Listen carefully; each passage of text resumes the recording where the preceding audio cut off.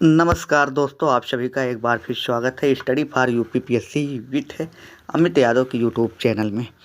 दोस्तों, हम लोग मॉडर्न हिस्ट्री पढ़ना स्टार्ट किए थे, जिसमें हमारा पिछला लेक्चर जो था वो 1853 के चार्टर एक्ट को हम लोगों ने समाप्त कर लिया था। आज का हमारा जो टॉपिक है उसी में अगला पार्ट है, जो कि है क्राउन के अधीन जो संवैधानिक विकास हुए हैं, हम लोग उसको देखेंगे। उसमें सबसे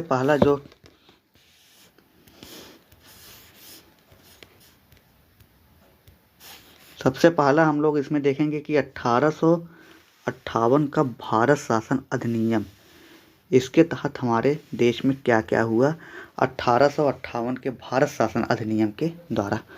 चलिए देखते हैं।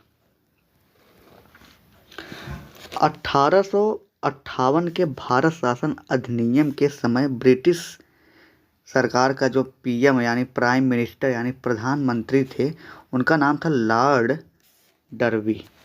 क्या था? Lord derby.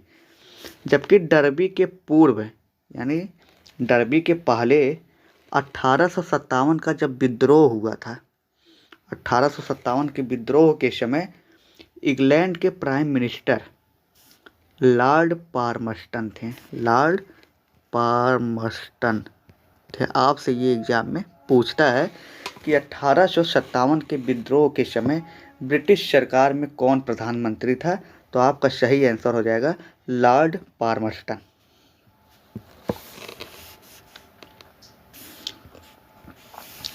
इस एक्ट के द्वारा भारत में ईस्ट इंडिया कंपनी का शासन और मुगल बादशाह के शासन को समाप्त करके ब्रिटिश क्राउन या ताज ने भारत का शासन अपने हाथों में ले लिया।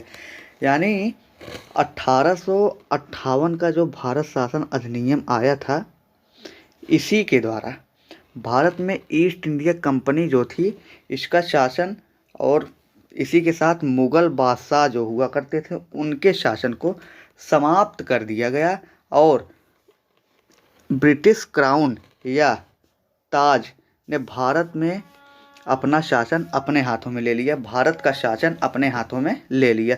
किस अधिनियम द्वारा? 1858 के भारत शासन अधिनियम के द्वारा।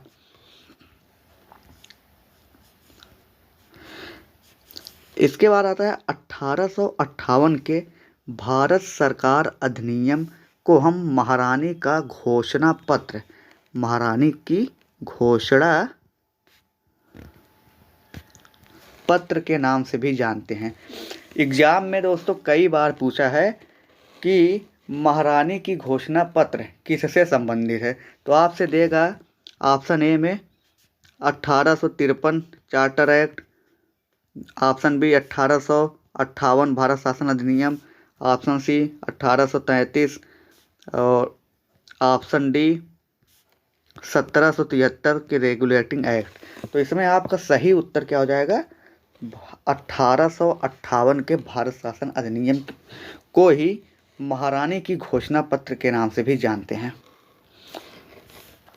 और इस समय इंग्लैंड की महारानी कौन थी? महारानी विक्टोरिया। इस समय इंग्लैंड की महारानी कौन थी? महारानी विक्टोरिया। महारानी विक्टोरिया।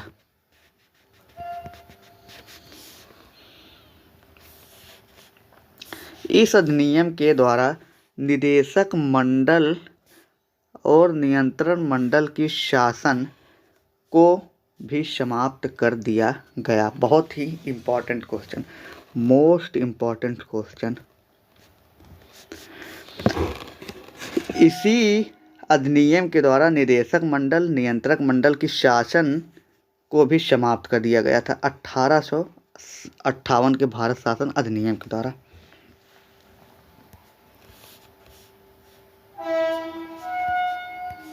इसी के द्वारा भारत का शासन चलाने के लिए भारत परिषद यानी इंडियन काउंसिल, भारतीय परिषद या इंडियन काउंसिल की स्थापना की गई, जिसमें कुल सदस्यों की संख्या 15 थी और इसमें 8 सदस्यों की नियुक्ति जो करता था वो ब्रिटिश सरकार द्वारा जबकि 7 सदस्यों की नियुक्ति निदेशक मंडल के द्वारा की जाती थी।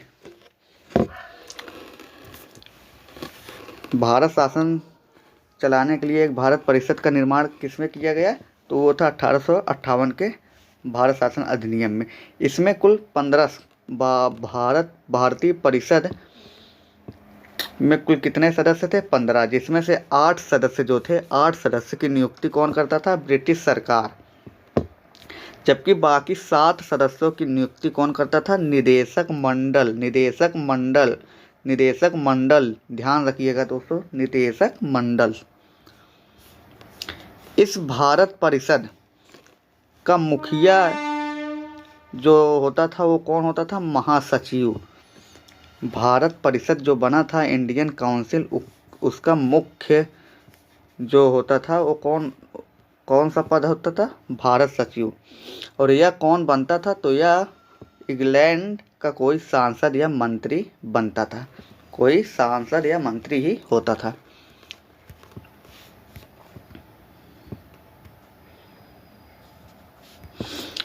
महारानी की इस घोषणा पत्र को ब्रिटिश महारानी विक्टोरिया ने लंदन में एक दरबार लगाकर पढ़ा था।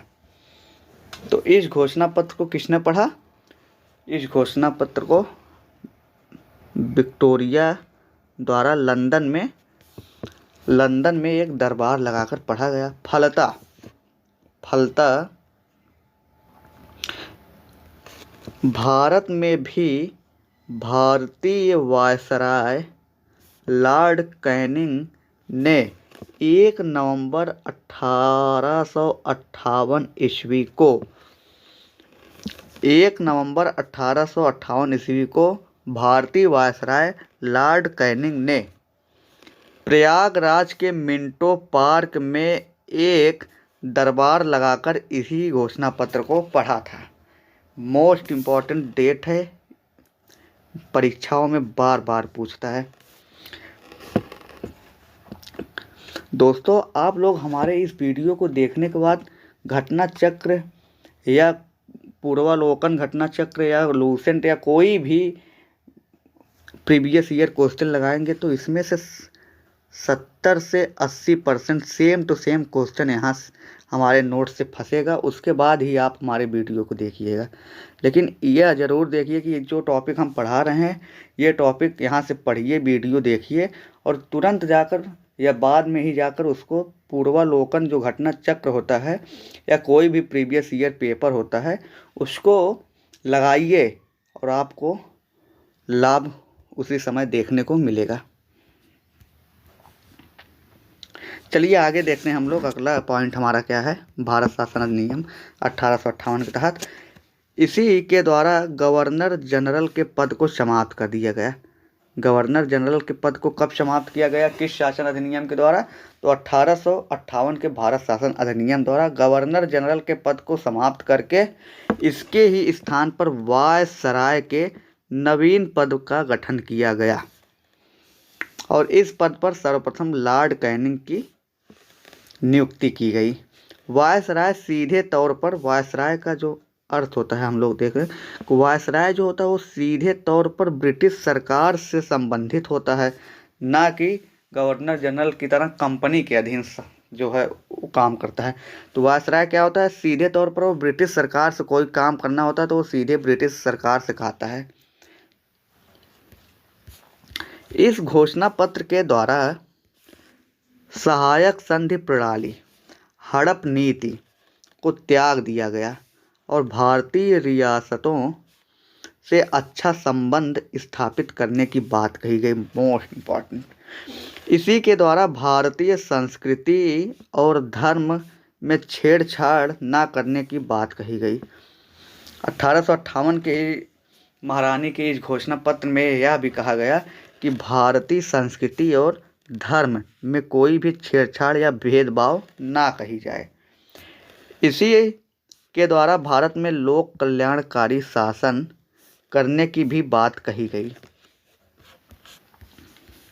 इसी के द्वारा बंगाल और अवध प्रांत से भारत की ब्रिटिश सेना में भर्ती कम करने और सिखों एवं गुरखों को सेना में भर्ती को बढ़ावा दिया गया था।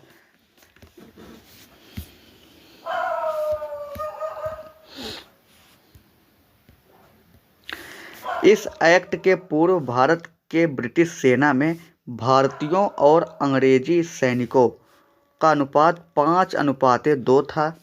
अब इसे घटाकर 2:1 कर दिया गया और अब तोपखाना विभाग भारतीयों के हाथों से छीन लिया गया। देखिए दोस्तों, इसमें यह भी कहा गया कि भारत के ब्रिटिश सेना में जो भारतीयों और अंग्रेज़ों के सैनिकों का अनुपात है वो तो 5.2 था पहले, लेकिन अब इसे घटा दिया गया है। कब? 1858 के महारानी की घोषणा पत्र के द्वारा इसे घटाकर 2:1 कर दिया गया और अब तोपखाना विभाग जो होता था वो भारतीयों के हाथों से छीन लिया गया। चलिए अब हम लोग 1858 के अधिनियम की समीक्षा करते हैं, यानी देखते हैं इसमें क्या कमियां थी। तो यह घोषणा मात्र औपचारिक थी। क्या थी?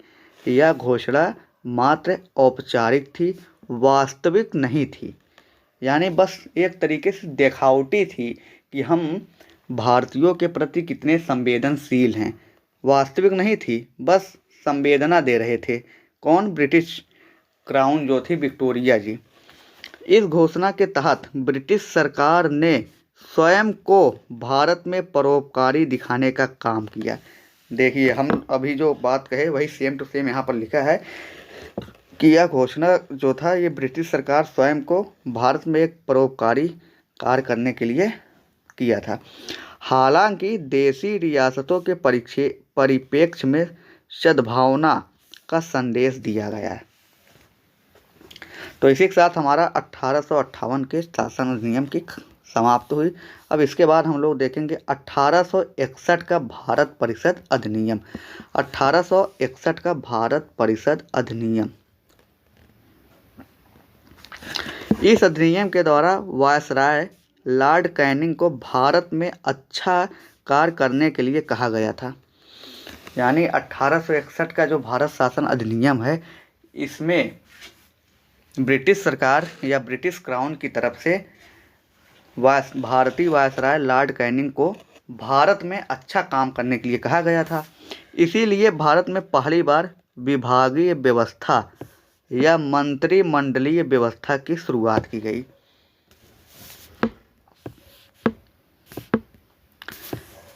इस व्यवस्था से संबंधित मंत्रियों को अपने विभाग का उत्तरदायित्व मिलता था।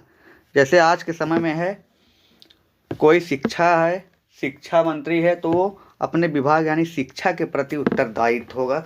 भारत में कहाँ पर शिक्षा व्यवस्था अच्छी है, कहाँ पर शिक्षा व्यवस्था खराब है, या कहाँ पे मतलब ज़्यादा जोर देने के लिए है, तो ये चीज़ है, तो उस पे वह उत्तरदायी होता था, उस विभाग पर उत्तरदायी होता था।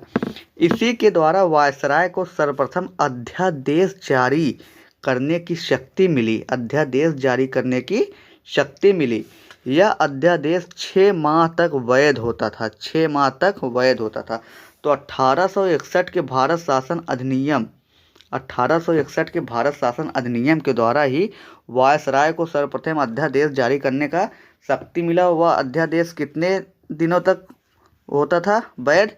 तो 6 माह तक। परीक्षा में पूछ लेता है। इसी के द्वारा वायसराय के परिषद जो होते थे उसमें 5वें सदस्य को शामिल किया गया, लेकिन यह सदस्य विधिवेत्ता होता था। यानी यह सदस्य केवल विधिवेत्ता यानी कानून या विधि बनाने के लिए होता था, मतदान करने के लिए नहीं होता था। इसके द्वारा भारत परिषद यानी इंडियन काउंसिल का विधायी संस्था बनाया गया। इसको भारत में रहने वाले सभी लोगों के लिए कानून बनाने का अधिकार दिया गया था। वायसराय को अपनी कार्यकारिणी की राय न मानने के लिए वीटो का अधिकार दिया गया। वायसराय को अपनी कार्यकारिणी की राय न मानने के लिए उसे एक वीटो का अधिकार मिला। अब 1861 के भारत शासन अधिनियम को हम लोग समाप्त कर दिए हैं। इसके बाद आता है 1892 का भारत परिषद अधिनियम। हम लोग अब इसमें देखेंगे कि 1892 के भारत शासन अधिनियम में क्या कमियां थीं, क्या इसकी पृष्ठभूमि थी, क्या इसमें खूबियां थीं। सॉरी। इसके द्वारा केंद्रीय और प्रांतीय परिषदों में भारतीयों की संख्या और अधिकार को बढ़ाया गया। एग्जाम में अगर पूछा जाए कि वह कौन सा भारत शासन अधिनियम या भारत परिषद अधिनियम था जिसमें भारतीयों की संख्या और अधिकारों को बढ़ाया गया और केंद्रीय और प्रांतीय दोनों स्थानों पर, तो कौन सा है? 1892 का भारत शासन अधिनियम। इसी के द्वारा भारत में पहली बार निर्वाचन पद्धति का निर्माण किया गया। 1892 के भारत शासन अधिनियम के द्वारा ही भारत में पहली बार निर्वाचन पद्धति का निर्माण किया गया। यह निर्वाचन प्रत्यक्ष न होकर अप्रत्यक्ष प्रकार का निर्वाचन था। यह निर्वाचन प्रत्यक्ष तो नहीं था लेकिन अप्रत्यक्ष रूप का निर्वाचन था। इसके द्वारा परिषद के चुनाव जिला बोर्ड के सदस्यों और विश्वविद्यालयों और वाणिज्य मंडल के चुनाव को किया जाता था। इस अधिनियम के पूर्व यानी इस अधिनियम से पहले भारत में 1885 ईस्वी में भारतीय राष्ट्रीय कांग्रेस की स्थापना हुई थी। इसी के द्वारा भारतीय सदस्यों की पहली बार प्रश्न पूछने व बजट पर बहस करने का अधिकार मिला था। 1892 के भारत शासन अधिनियम के द्वारा ही भारतीय सदस्यों को पहली बार संसद में प्रश्न पूछने व बजट पर बहस करने का अधिकार मिल गया था। इसके बाद आता है 1909 का मार्ले-मिंटो सुधार। 1909 का मार्ले-मिंटो सुधार। लॉर्ड मार्ले भारत सचिव जबकि लॉर्ड मिंटो भारतीय वायसराय था। तो मार्ले कौन था? भारत का सचिव। और मिंटो कौन था? ये था भारतीय वायसराय। इसी के द्वारा भारत में मतलब इसके द्वारा नहीं, ये जो 1909 का मार्ले मिंटो सुधार है, इसी के द्वारा भारत में सर्वप्रथम सांप्रदायिक आधार पर पृथक निर्वाचन प्रणाली स्थापित की गई। इसी के तहत पृथक निर्वाचन मंडल बनाया गया। यह अधिकार सबसे पहले मुस्लिमों को मिला। इसी के द्वारा इंग्लैंड में स्थित भारत परिषद में पहली बार केसी गुप्ता और सैयद हुसैन बेलग्रामी नामक 2 सदस्यों को शामिल किया गया। इंग्लैंड में स्थापित जो भारत परिषद था उसमें पहली बार 2 भारतीय जो कि केसी गुप्ता और सैयद हुसैन बेलग्रामी थे, उनको शामिल किया गया। इसी के द्वारा भारत में स्थित वायसराय के कार्यकारिणी में सर्वप्रथम सत्येंद्र प्रसाद सिन्हा को शामिल किया गया। ये नाम आपके लिए बहुत इंपॉर्टेंट है, आप लोग इसको नोट कर सकते हैं। सॉरी दोस्तों।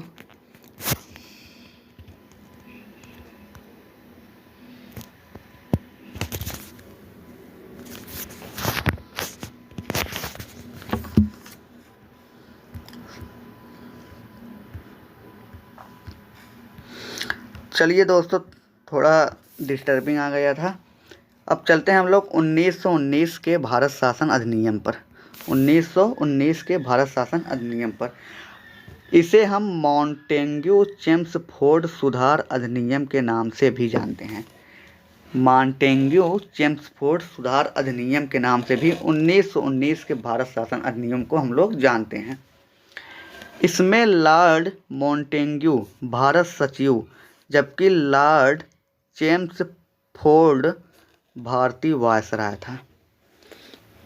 भारत सचिव मॉन्टेग्यू ने वर्ष 1917 में भारत के सुधारों के लिए एक घोषणा की जिसे मॉन्टेग्यू घोषणा कहा गया। इसमें भारतीयों को उत्तरदायी शासन देने की बात कही गई। यह उत्तरदायी शासन एक नहीं बल्कि कई चरणों में भारतीयों को मिलना था और दूसरे चरण का शासन तभी मिलना था जब पहले चरण में भारतीय सकारात्मक प्रगति कर चुके हों। लेकिन इस प्रगति की समीक्षा ब्रिटिश सरकार को करनी थी, इसीलिए यह भी ब्रिटिश सरकार का मात्र छलावा ही था। वर्ष 1918 ईस्वी में भारत सचिव मॉन्टेग्यू भारत आए और भारतीय वायसराय चेम्सफोर्ड से शिमला में मुलाकात करके वर्ष 1918 में ही भारतीय सुधारों की एक घोषणा की। इसे ही वर्ष 1918 ईस्वी में मॉन्टेग्यू चेम्सफोर्ड घोषणा कहा गया। ये घोषणा 1919 के अधिनियम का आधार बनी थी। इस एक्ट के द्वारा पहली बार कमिश्नर पद की स्थापना की गई।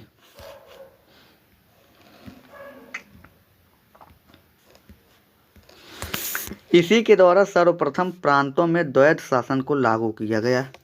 इस द्वैध शासन के जनक जो हुए थे उनका नाम था लियोनल कर्टिस। द्वैध शासन के जनक किसे कहा जाता है? लियोनल कर्टिस थे। इन्होंने अपनी पुस्तक द्वारकी में द्वैध शासन का सिद्धांत दिया है। इस द्वैध शासन के द्वारा प्रांतीय विषयों को आरक्षित और हस्तांतरित विषयों में रखा गया था। विषयों को आरक्षित और हस्तांतरित विषय में रखा गया।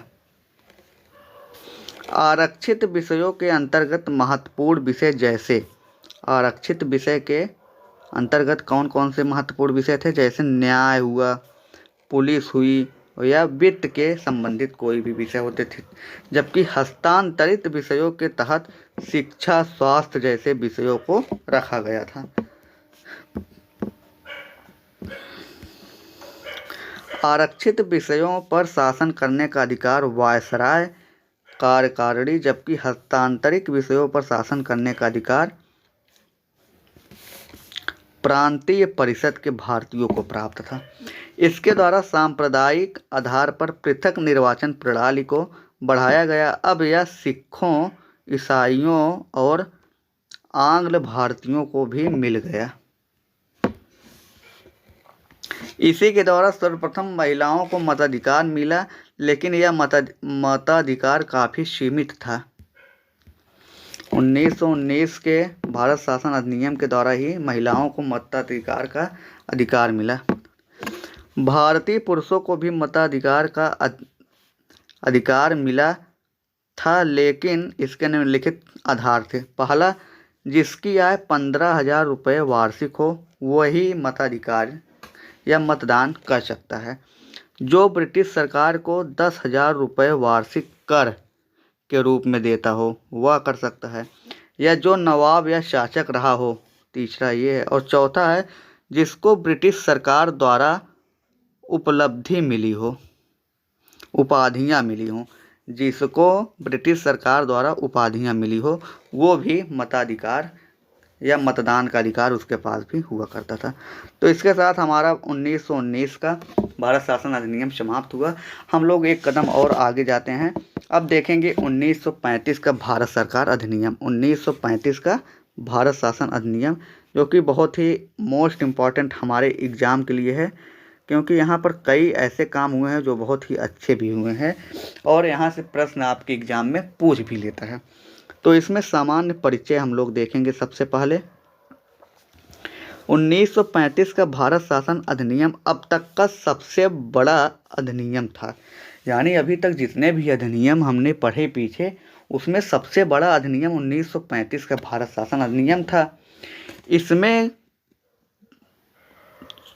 14 भाग, 321 धाराएं और 10 अनुसूचियां थीं। एक बार फिर से देख लीजिए।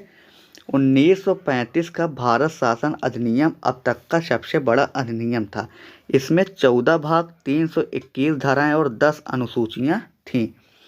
इस अधिनियम की अपनी मूल प्रस्तावना नहीं थी। इसमें 1919 के भारत शासन अधिनियम की प्रस्तावना को जोड़ा गया था। इस अधिनियम के प्रमुख आधार जो थे वो निम्नलिखित थे। पहला है 1935 के भारत शासन अधिनियम के आधार। इस अधिनियम के कई आधार थे। पहला क्या था? पहला था साइमन कमीशन की रिपोर्ट जो कि 1930 ईस्वी में आया था। दूसरा था मोतीलाल नेहरू कमेटी की रिपोर्ट जो कि 1928 ईस्वी में आया था। इसके बाद तीसरा है तीनों गोलमेज सम्मेलनों की रिपोर्ट। तीनों गोलमेज सम्मेलनों का जो रिपोर्ट था ये भी एक आधार था। और चौथा क्या था? ब्रिटिश सरकार द्वारा जारी किए गए श्वेत पत्रों की रिपोर्ट। श्वेत पत्रों की रिपोर्ट 1935 के भारत शासन अधिनियम के आधार में कौन कौन से आधार थे? पहला था साइमन कमीशन की रिपोर्ट जो कि 1930 ईस्वी में था। दूसरा था मोतीलाल नेहरू कमेटी की रिपोर्ट जो कि 1928 में आई थी। तीसरा था तीनों गोलमेज सम्मेलनों की रिपोर्ट और चौथा था ब्रिटिश सरकार द्वारा जारी किए गए श्वेत पत्रों की रिपोर्ट। उपर्युक्त रिपोर्ट पर विचार करने के लिए ब्रिटिश सरकार ने लॉर्ड लिनलिथगो के अधीन एक रिपोर्ट बनाई। इसी समिति द्वारा सौंपी गई रिपोर्ट को आधार बनाकर ब्रिटिश संसद में पेश किया गया। इसी को कालांतर में 1935 का भारत शासन अधिनियम कहा गया। इसके प्रमुख प्रावधान निम्न हैं। 1935 के प्रावधान क्या थे? इस अधिनियम में केंद्रीय सर्वोच्च न्यायालय, अखिल भारतीय संघ, केंद्र में द्वैध शासन, प्रांतीय स्वायत्तता की स्थापना और अन्य प्रावधान शामिल थे। यानी 1935 के प्रावधान जो थे उसमें निम्न काम किए गए। क्या? पहला था केंद्रीय सर्वोच्च न्यायालय की स्थापना की गई। इसके बाद अखिल भारतीय संघ की स्थापना की गई। केंद्र में द्वैध शासन आया। प्रांतीय स्वायत्तता की स्थापना हुई और भी कई प्रावधान थे। तो देखिए सबसे पहले 1935 में जो केंद्रीय सर्वोच्च न्यायालय यानी सेंट्रल सुप्रीम कोर्ट जो थी इसके बारे में।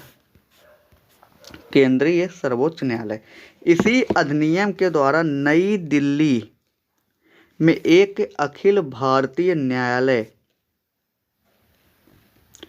की स्थापना की गई जिसका मुख्य न्यायाधीश मॉरिस ग्वेयर को बनाया गया था। इसमें सर्वप्रथम 2 भारतीय सहायक न्यायाधीशों की भी नियुक्ति की गई थी। 2 भारतीय न्यायाधीश जो कि सहायक थे उनका क्या नाम था? पहले कौन थे? M.R. जैकब। दूसरे थे M.S. सुल्तान। इस सुप्रीम कोर्ट ने 1 अक्टूबर 1937 ईस्वी से काम करना शुरू किया था। 1 अक्टूबर 1937 ईस्वी से सुप्रीम कोर्ट ने काम करना शुरू किया था। अब दूसरा प्रावधान अखिल भारतीय संघ। इसी अधिनियम के द्वारा सर्वप्रथम एक अखिल भारतीय संघ की योजना लाई गई। यह योजना 11 ब्रिटिश भारतीय प्रांतों और तत्कालीन भारतीय में विद्यमान 6 कमिश्नरियों से मिलकर बनना था। इसमें रियासतों के ऊपर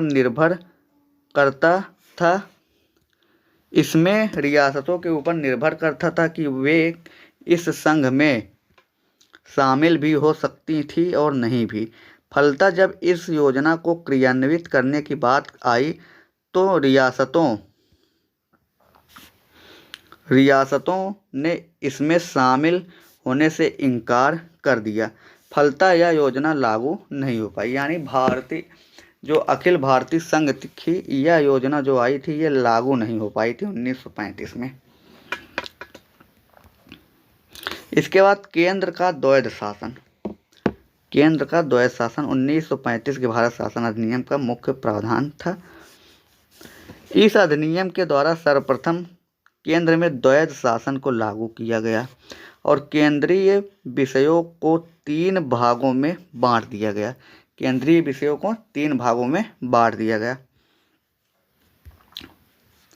पहला भाग केंद्रीय सूची या संघीय सूची के विषय। केंद्रीय सूची या संघीय सूची के विषय कितने थे?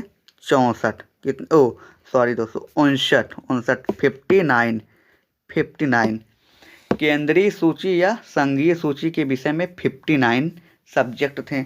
इसके बाद राज्य सूची के विषय में कितने थे? 54 यानी 54। और समवर्ती सूची के विषय में 36 यानी 36 सब्जेक्ट यानी विषय शामिल थे। इसी अधिनियम के द्वारा वर्ष 1919 में प्रांतों में लागू की गई द्वैध शासन की व्यवस्था को समाप्त करके प्रांतीय स्वायत्तता की स्थापना की गई। अन्य प्रावधान इसी अधिनियम के द्वारा सिंध और ओडिशा नामक नवीन प्रांतों की स्थापना की गई थी। इसी के द्वारा केंद्रीय रिजर्व बैंक यानी आरबीआई जिसका राष्ट्रीयकरण कब हुआ था? 1 जनवरी 1949 को आरबीआई की राष्ट्रीयकरण हुआ था। इसका भी स्थापना 1935 के भारत शासन अधिनियम के द्वारा 1 अप्रैल 1935 को हुआ था। और सिंध और ओडिशा नामक नवीन प्रांतों की स्थापना भी 1935 के ही भारत शासन अधिनियम के द्वारा हुआ था। इसी के द्वारा भारत से वर्मा को अलग करने की बात कही गई। 1935 के भारत शासन अधिनियम के द्वारा ही वर्मा को भारत से अलग करने की बात कही गई थी। और अब देखेंगे हम लोग इसमें कुछ आलोचनाएं यानी कमियां क्या थी 1935 के भारत शासन अधिनियम के तहत। हालांकि स्वतंत्रता के बाद भारतीय संविधान में सबसे बड़ा हिस्सा जो था 1935 के भारत शासन अधिनियम से ही ग्रहण किया गया था। यहाँ से लगभग 2/3 हिस्सा हमने स्वीकार किया। लेकिन उस समय इस अधिनियम की आलोचना पंडित जवाहरलाल नेहरू, मोहम्मद अली जिन्ना और अन्य नेताओं ने किया था और कहा था कि अंग्रेज़ों का यह अधिनियम जो 1935 का है यह द्वैध शासन से भी खराब था। यहाँ पे हम लोग 1935 के भारत शासन अधिनियम को भी समाप्त कर लिए हैं। अब हम लोग एकदम अपना लास्ट देखेंगे 1947 के भारत 1947 का भारतीय स्वतंत्रता अधिनियम। माउंटबेटन योजना के आधार पर एक विधेयक ब्रिटिश संसद में जुलाई 1947 में प्रस्तुत किया गया। इस विधेयक को ब्रिटिश संसद ने 18 जुलाई 1947 को अधिनियमित कर दिया। इसी के अनुसार हिंदुस्तान को भारत और पाकिस्तान में बांट दिया गया। 14 अगस्त 1947 को पाकिस्तान अपना स्वतंत्रता दिवस, जबकि 15 अगस्त 1947 को भारत अपना स्वतंत्रता दिवस मनाता है। 14 अगस्त 1947 को कौन? पाकिस्तान। और 15 अगस्त 1947 को हम लोग यानी भारत के लोग अपना स्वतंत्रता दिवस मनाते हैं। कुछ फैक्ट हैं जो कि परीक्षाओं में पूछे जाते हैं, आप लोग इसको भी नोट कर लीजिएगा। पाकिस्तान के पहले प्रधानमंत्री कौन थे? लियाकत अली। पाकिस्तान के पहले प्रधानमंत्री लियाकत अली, जबकि पहले गवर्नर जो थे वो मोहम्मद अली जिन्ना थे। मोहम्मद अली जिन्ना बने। भारत के प्रथम प्रधानमंत्री पंडित जवाहरलाल नेहरू, जबकि प्रथम गवर्नर जनरल माउंटबेटन बने थे। माउंटबेटन बने थे। स्वतंत्र भारत के प्रथम भारतीय वायसराय या गवर्नर जनरल, भारतीय वायसराय या जीजी यानी गवर्नर जनरल कौन बने थे? तो बने थे सी राजगोपालाचारी। तो दोस्तों इसी के साथ हम लोग संवैधानिक विकासों की पूरी भारत में अंग्रेज़ों का संवैधानिक विकास को पूरी तरीके से एकदम बेसिक से एडवांस लेवल तक पढ़ा है। आप लोग हमारे इस वीडियो को देखने के बाद घटना चक्र का जो पूर्वावलोकन करके आता है इसको ज़रूर हल कीजिएगा। आपको सभी क्वेश्चन यहाँ से मिल जाएंगे। न केवल घटना चक्र के पूर्वावलोकन में, बाकी किसी भी प्रीवियस ईयर क्वेश्चन आप लोग लेंगे, चाहे वो आईएएस का हो, पीसीएस का हो, बीओ का हो, आरओ का हो, तो आपको यहाँ से बहुत ही लाभ प्राप्त होगा। इसी के साथ मैं आप लोगों को धन्यवाद करता हूँ और अपने इस वीडियो को यहीं पर समाप्त करता हूँ।